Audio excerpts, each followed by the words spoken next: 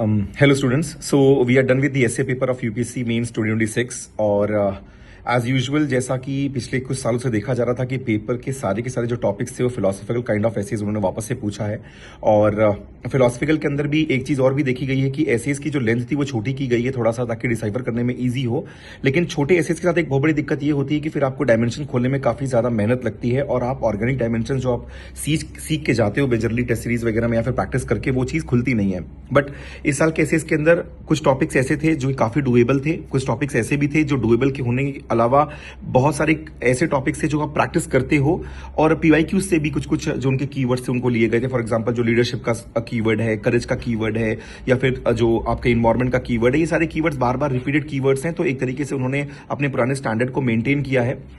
हम लोगों ने भी जिस तरीके से स्मार्ट वर्क क्लासेस एकेडमी में बच्चों को प्रैक्टिस कराया था वो चीज़ काफ़ी काम आई है। पेपर को देखकर एक चीज़ तो लग रही थी कि बहुत सारे टॉपिक्स ऐसे थे जो कि डायरेक्टली रिलेटेड तो नहीं थे, लेकिन इनडायरेक्टली कम से कम इस तरीके से रिलेटेड थे कि आपने डायमेंशन तो कवर किए ही होंगे। तो कुछ बेसिक जैसे जब आप डिस्कशन करते हो एसीज के बारे में, तो एक चीज देखने को ये मिली कि आपकी जो नॉलेज है डिफरेंट डायमेंशंस की वो चेक की गई है, आपकी जो एथिक्स की एथिकल स्किल्स है वो चेक की गई है एसीज के अंदर, और ये देखा गया है कि आपके अंदर कितनी क्रिएटिविटी है कि आप ऑर्गेनिकली डायमेंशंस को क्रिएट कर पा रहे हैं, ना कि रट के जा रहे हैं। तो यूपीएससी का एक बेसिक जो पूरा एसेज से आपसे रिक्वायरमेंट होती है उस चीज को वो इवैल्यूएट कर रहे हैं, not giving you so much of hint कि उसमें क्या लिखना है, कैसा लिखना है, सिवाय एक दो ऐसे के। जब हम एसेज के टॉपिक के बारे में बात करते हैं, जो सेक्शन ए के एसेज थे उसके अंदर मुझे ऐसा लगता है कि मेजॉरिटी ऑफ जो लोग हैं वो दो एसेज को चूज करेंगे। एक तो ग्रेटफुल माइंड को चूज करेंगे क्योंकि ग्रेटफुल माइंड का जो ऐसे था वो थोड़ा सा इजी ऐसे था इन कंपैरिजन टू अलग कि grateful mind is very beautiful, वहां पर डायमेंशन खोजना थोड़ा आसान है। और एक जो आपका ऐसे है when two elephant fights it is the grass that get trampled, that is also a very common essay कि जब मेजरली जब दो चीजों के बीच में या फिर बहुत सारी चीजों के बीच में जब कॉम्पिटिशन्स होते हैं, जब फाइट्स होती हैं, जब वॉर होते हैं, तो it is multiple other factors जो है ग्रास जो होते हैं वो इंपैक्ट होते हैं। तो इस ऐसे को आप करंट अफेयर से भी जोड़ सकते हो। जब ईरान और यूएस की फाइट हो रही है या फिर US Israel on one side Iran की फाइट हो रही है, तो it is the world which is facing the Brunt. तो इस टॉपिक में आप बहुत सारे एग्जाम्पल्स निकाल सकते हैं। तो ये एक ऐसा ऐसे जो किया जा सकता था। एक बार जो सेकंड पार्ट एसेज के आए हैं उसको भी एक बार देख लेते हैं कि भाई वहां पे कौन कौन से टॉपिक्स पूछे गए थे। कि भाई उसके अंदर हमने ये देखा कि यार एक फर्स्ट एंड फॉरमोस्ट एक इन्वायरमेंट का क्वेश्चन आया था जो आपका सेक्शन बी का फर्स्ट टॉपिक था, जहां पे बोला nature is a symbol of spirit. तो वहां पे नेचर से कनेक्ट करके ऑलरेडी यूपीएससी में ऑलरेडी पहले पूछा जा चुका है कि भाई जो इन्वायरमेंट होता है वो एक तरीके से दिखाता है वर्ल्ड व्यू को, तो वो चीज फॉरेस्ट पूछ चुके हैं वो। देन उस टॉपिक के अंदर दो टॉपिक्स और भी थे। इसके अंदर एक एजुकेशन का टॉपिक था जो कि आप ये सोच लो कि एक रिकरिंग टॉपिक है कि भाई अ well educated mind will always have more questions. तो क्रिटिकल थिंकिंग के बारे में इशारा किया जा रहा है, the importance of asking questions. अगर इसको करंट अफेयर से हम जोड़ कर देखें तो हम ये भी कह सकते हैं well educated mind of Gen Z which is asking questions to the government about transparency that can be connected and can be a very good anecdote as well.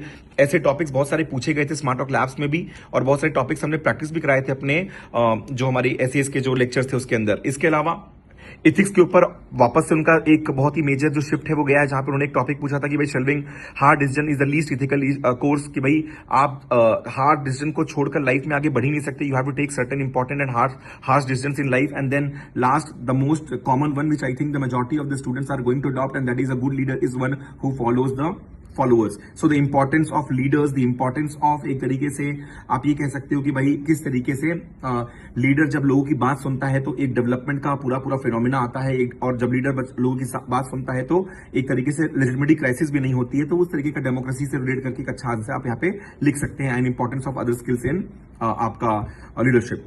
इसमें से दो तीन ऐसे थे जो कि मैं प्रैक्टिकली बोल सकता हूं कि लगभग उसके हर एक एंगल को हमने किसी और एसेज के थ्रू कवर किया है। For example when we talk about the essay of a well educated mind will always have a more question than answers. इस क्वेश्चन को हमने किसी अलग लैंग्वेज में हम डायरेक्टली पूछ रखा है। मैं ये कहूंगा कि 100% डायरेक्टली ये जो टॉपिक है ये रिलेट कर रहा है। फॉर एग्जाम्पल हमने अपने एमसीपी कैंप के अंदर एक क्वेश्चन पूछा था, टू डाउट एवरीथिंग और to believe everything both are equally convenient for either spares और नेसेसिटी ऑफ थिंकिंग। बहुत सारे लोगों ने इस टॉपिक को नहीं चूज किया कि भाई ईदर स्पेयर्स अस और नेसेसिटी ऑफ थिंकिंग।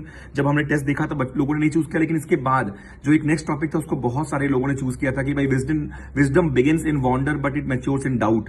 तो एक टॉपिक भी वही है कि well educated mind will always ask more questions, जहां पे wisdom begins in wonder and matures in doubt, जहां पे आप डाउट मतलब क्वेश्चन पूछने की एबिलिटी के बारे में बात कर रहे हो। तो कि मैच्योरिटी तभी आती है जब आप डाउट में रहते हैं, जब क्वेश्चन पूछते हैं उसके थ्रू आपकी जब आप देखते हैं कि भाई बहुत सारे जो वर्ल्ड के टेक्नोलॉजिकल डेवलपमेंट हुए हैं, बहुत सारी डिस्कवरीज हुई हैं, वो डाउट के हिसाब से ही, और ये ऐसे भी उसी का है। तो मैं कहूंगा एक डायरेक्ट कोरिलेशन था इस टॉपिक के अंदर।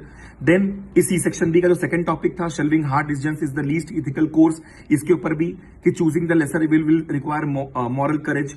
तो भाई लेसर इविल मॉरल करेज का क्वेश्चन हम ऑलरेडी पूछ चुके थे, डायरेक्टली रिलेशन था। इसके अलावा not everything that is faced can be changed but everything that can be changed can be faced, ये टॉपिक भी बहुत ही डायरेक्टली रिलेट करता है इस टॉपिक के साथ। तो एक चीज तो देखी गई ये है कि अगर आप एक पैटर्न के अंदर किसी भी इंस्टीट्यूट्स के साथ मिलकर या फिर एग्जांपल अगर अपने मेंटर साथ मिलकर अगर आप एसेस को प्रैक्टिस करेंगे, तो एबिलिटी है इंस्टीट्यूट्स की, एबिलिटी है हर एक अच्छे मेंटर की कि वो क्वेश्चन को फंसा लेके जाएगा और आपको कम से कम इतने डायमेंशन क्रिएट करा देगा कि आप कैसा भी ऐसे आएगा उसके टॉपिक को लिख सकते हो। जब हम सेक्शन ए की बात करेंगे तो सेक्शन ए के अंदर भी एक जो बहुत इंपॉर्टेंट टॉपिक जो एकदम डायरेक्टली मैं कहूंगा कि जो फंसा था हमारी टेस्ट सीरीज के थ्रू, ऑल दो वर्ड टू वर्ड नहीं but in meaning, oxymorons reflect the ironies of life, कि भाई ऑक्सीमोरॉन्स जो होते हैं, जो अपोजिट चीजें होती हैं, वो आयरनीज ऑफ लाइफ को पोर्ट्रे करती हैं। इसके ऊपर हमने कई सारे क्वेश्चन पूछे थे। For example, there is no good war and there is no good peace, ये टॉपिक था कि no good war and no good peace का जो एक टॉपिक था वो स्टेट इसी का था। देन एक क्वेश्चन था, tradition and modernity are not opposite but uneasy partners, तो ये ऑक्सीमोरॉन्स हैं, ये टॉपिक ऑलरेडी पूछे जाते हैं आपके। इसके अलावा एक जो टॉपिक और मैं कहूंगा कि जो कि आपके डायमेंशन से बहुत ही डायरेक्टली एक्सप्लोर कर सकते हैं, वो टॉपिक था when two elephant fight it is the grass that get trampled, और इसके कंपैरिजन में हमने जो टॉपिक्स पूछ रखे थे वो थे there is no good war and there is no good peace. Good war और गुड पीस नहीं होता, अगर वॉर होगा तो it is the people who is going to be impacted. तो ये टॉपिक बहुत आराम से आप व्हेन टू एलिफेंट फाइट्स वाले टॉपिक्स रेट करके अच्छा ऐसे लिख सकते थे। तो ये सब एक मेजर हम मतलब जिस तरीके से हम टेस्ट सीरीज चलाते हैं, जिस तरीके से हम कोशिश करते हैं कि यूपीएससी को हम कॉपी करें, हमारे क्वेश्चन आए, उसका तो एक एविडेंस था ये। इसके अलावा यूपीएससी ने एक चीज तो बहुत ही क्लियर कर दी है कि आपको प्रैक्टिस करनी पड़ेगी, आपको डायमेंशन एक्सप्लोर करने पड़ेंगे, आपको जीएस के अलावा कुछ बुक्स मेंशन करने पड़ेंगे, कुछ अच्छे एनेक्डोट्स क्रिएट करने पड़ेंगे, क्योंकि आपके जनरिक एनेक्डोट्स जो हैं वो फुल फिट नहीं बैठेंगे। और कंटेम्प्रेरी रिलेवेंस, जो भी टॉपिक आए हुए हैं, इसका बहुत ज्यादा इंपॉर्टेंस है। कंटेम्प्रेरी रिलेवेंस के साथ इसका बहुत ज्यादा इंपॉर्टेंस ये है, जो भी चीजें चल रही हैं, यूपीएससी ने जानबूझ के क्वेश्चन पूछे हुए हैं आपसे। फॉर एग्जांपल, ये टू एलिफेंट फाइट्स वाला क्वेश्चन जो था, ये वर्ल्ड में जो इतने सारे इश्यूज चल रहे हैं, जहां पे यूरोप वर्सेस ये सारे trade war and everything else, वहां पे ग्रास गेट ट्रैम्पल्ड में साउथ की कंट्रीज है क्या फेस करी, ये सब टॉपिक्स आएंगे। देन जो आपके क्वेश्चन था कि भाई एक माइंड क्वेश्चन पूछेगा ही पूछेगा, वो टॉपिक भी बहुत ही ऐसा था कि भाई सोच रहे थे कि भाई well educated mind will always have more questions. इस चीज को हम जेनजी के प्रोटेस्ट से जो भी रिसेंट है उससे कनेक्ट कर सकते हैं, और ये देख सकते हैं कि यूपीएससी भी ऐसे क्वेश्चंस पूछ रहा है जहां पे आप कंटेम्प्रेरी रिलेवेंस को दिखाएं। तो एक तरीके से पेपर, मैं ये नहीं कहूंगा कि भाई ट्रेडिशनल मॉडल पे था, मैं ये नहीं कहूंगा एक्सपेक्टेड मॉडल पे था, बट हाँ उन्होंने कीवर्ड्स रिपीट किए हैं, उन्होंने और ये चीज फिलोसफिकल बना दी है कि डायरेक्टली जीएस का कॉम्पोनेंट बिल्कुल कम कर दिया है, और उन्होंने ये कोशिश की है कि एक तरीके से आपको ऑर्गेनिक तरीके से डायमेंशन क्रिएट करना आए। इस चीज के लिए इन सारे के सारे जितने भी टॉपिक्स आए थे, इनके तो बारे में एक ब्रीफ डिस्कशन था अभी तक जो मैंने अभी आपसे किया। लेकिन मुझे ऐसा लगता है कि दो टॉपिक जो सारे बच्चों ने चूज किया होगा, वो एक तो लीडरशिप वाला है, जहां पे टॉपिक था good leader is one who follows the follower, that is something that student must have chosen in the part B. And in the part A I think the most important and क्या कहते हैं, जो topic ऐसा है जो choose किया गया होगा, वो दो होंगे, nature is symbol of spirit एक वो, और दूसरा a grateful mind is very beautiful. कि भाई grateful, a mind which have compassion, a mind which have acceptance, a mind which have tolerance, it's a very beautiful mind because it will lead to great nation, it will lead to great society. ये topic easy है, ये choose किया होगा। इसके अलावा smart work labs में एक और क्वेश्चन आया था जो कि हम देख सकते हैं कि भाई क्वेश्चन था the wound in the place where the light enters you, कि भाई चोट वो जगह है जहां से लाइट आती है, चोट वो जगह से जहां से ज्ञान आता है। तो टॉपिक हमने जो अपने टेस्ट में लिया था एमसीपी कैंप के, the wound is the place where the light enters you, और वैसा ही एक टॉपिक आपके यूपीएससी मेंस एग्जामिनेशन के अंदर भी आया हुआ है, जहां पे टॉपिक है अ thorn is a changed bird, जहां पे वो स्ट्रेट बात कह रहे हैं कि thorn is a changed bird, कि भाई एक तरीके से थॉर्न वो जगह है जहां से बेसिकली आपको फ्यूचर में चीजें दिखेंगी, जहां पे आप लाइट एंटर करती है, जहां पे नॉलेज एंटर होता है, जहां से आप